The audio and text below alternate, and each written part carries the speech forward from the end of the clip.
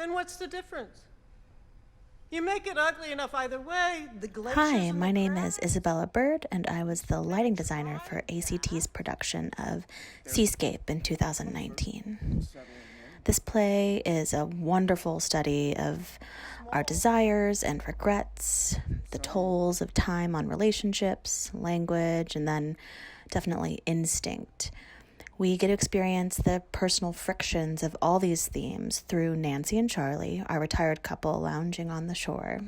And then, in parallel contrast, with our lizards, Leslie and Sarah, a couple who are just about to enter. Oh, there they are. My design for this play was in full partnership with David Zinn's fabulous and expansive set. These towering sound dunes filled the entire proscenium space at the Geary Theater.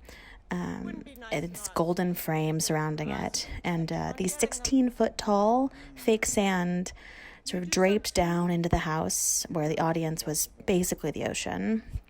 And these dunes beautifully dwarfed the characters. The hyper-realism sat in contrast with the exposed architecture of the theater. The back wall was exposed, just that raw steel and sort of vast cavity above. And while it technically played the role of sky, we were deliberately acknowledging, we're in a theater! I folded this idea into the physical presence of the lighting plot. So we flanked the stage with lighting ladders, so never hiding the lighting units, but instead embracing their nature as tools in the game.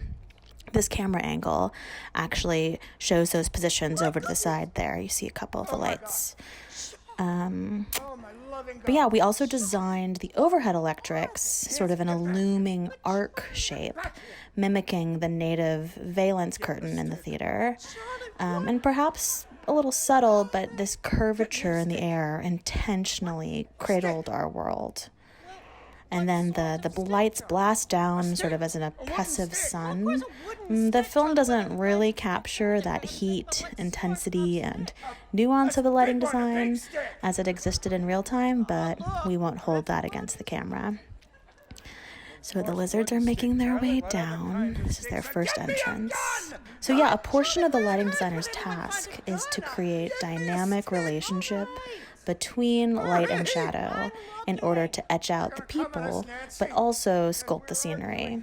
For this production, we were able to communicate some passage of time, definitely emotional temperature, and also help the eye zoom into our characters, even when they have green scales.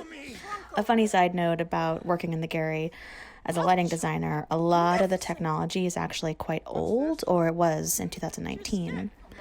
Color scrollers are a tool that shifts the color in one light between a variety of options. And they're pretty old hat now, and they're actually pretty darn squeaky. Almost like far-off seagulls a little bit. Anyways, in order to help the lighting design not contribute to the sound design, we were able to choose specific moments in the show to hide a color change, so it wasn't accidentally distracting.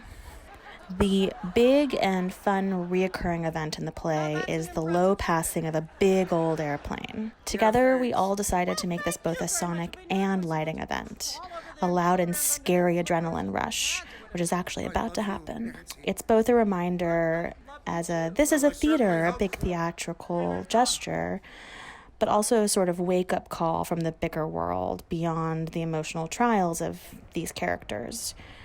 I think it both rattled our core contradictions, that space between our evolved and conditioned human heart and our lizard brain.